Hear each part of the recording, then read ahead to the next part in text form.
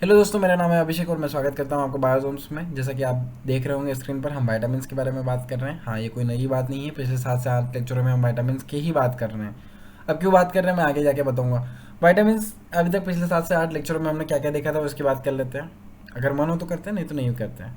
अच्छा चलो कर ही लेते हैं। तो सबसे पहले हमने विटामिन्स की डेफिनेशन देखी थी कि विटामिन्स कितने एसेंशियल होते हैं हमारी बॉडी के लिए और किस तरह से वो फंक्शनाइज करते हैं हमारे मेटाबॉलिज्म को और इम्यून सिस्टम को अच्छा रखते हैं, सब ये बात देखी थी। ठीक है, उसके बाद हमने देखा था types of vitamins on the basis of their solubility. हमने वाटर सॉल्युबल को देखा, हमने फैट सॉल्युबल को देखा।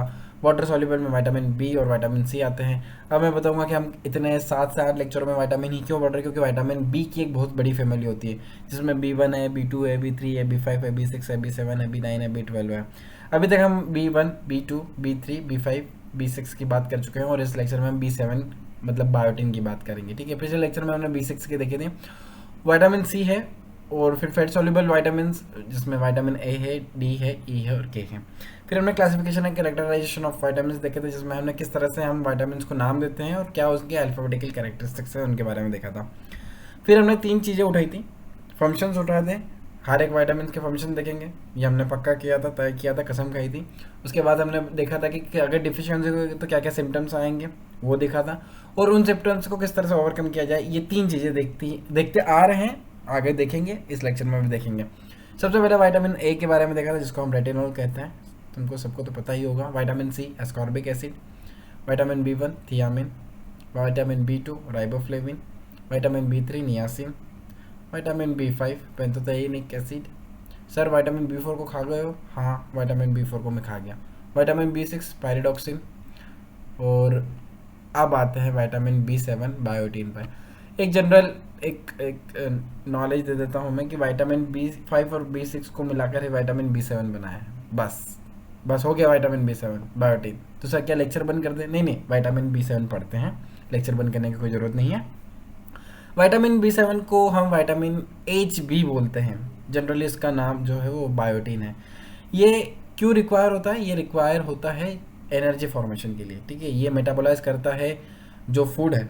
ठीक है, फूड कन्वर्ट होकर क्या बनता है, ग्लूकोज बनता है या फैट बनता है। उनको तोड़कर ये क्या करता है, मेटाबोलाइज करवाता है किसको, एनर्जी को।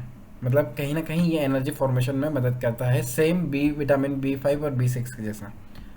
बट ये है विटामिन B7, ध्यान रखना। ठीक है, इसका वाइटल रोल है एम्ब्रॉयनिक ग्रोथ में भी।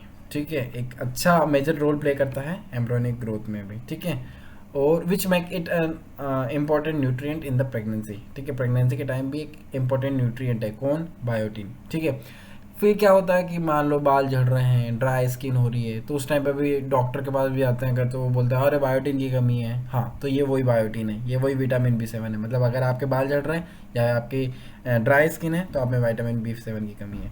सर आप तो अंतर्यामी है। हाँ, मैं अंतर्यामी नहीं हूँ, ये मैंने पढ़ रखा है। ठीक है, और आप तुमको भी याद हो जाएगा। विटामिन B7 मतलब biotin is also important for the health of hair, skin and nails. ठीक है, चलो विटामिन B7 की अगर मान लो डिफिशियंसी होगी तो क्या सिम्टम्स हो सकते हैं। फिर मैं एक बात बोलूँगा कि विटामिन की डिफिशियंसी काफ़ी रेयर है। ठीक है, कहीं ना कहीं हम इंटेक कर ही लेते हैं किसी न किसी विटामिन का और कभी भी डिफिशियंसी नहीं होती। फिर भी मान लीजिए अगर डिफिशियंसी होगी तो क्या सिम्टम्स रहेंगे। Biotin deficiency symptoms include fatigueness, loss of appetite, भूख का ना लगना। ठीक है, dry scale skin, hair loss, magenta colour painful and swollen tongue, cracked mouth, corners, dry eyes, depression and insomnia.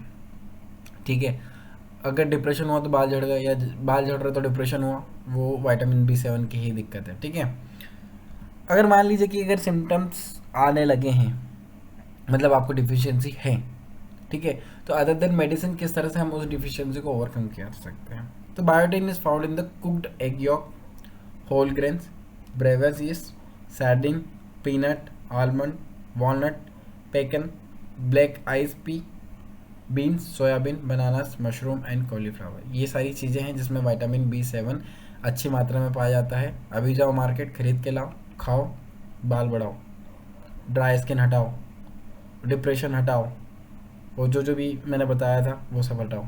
ठीक है, तो काफ़ी फ़नी हो गया ये लेक्चर, बट हाँ, ऐसे ही फ़नी लेक्चर के लिए सब्सक्राइब टू बायोजोम्स। मिलते हैं नेक्स्ट लेक्चर में विद विटामिन B9। जब तक के लिए धन्यवाद, जय हिंद।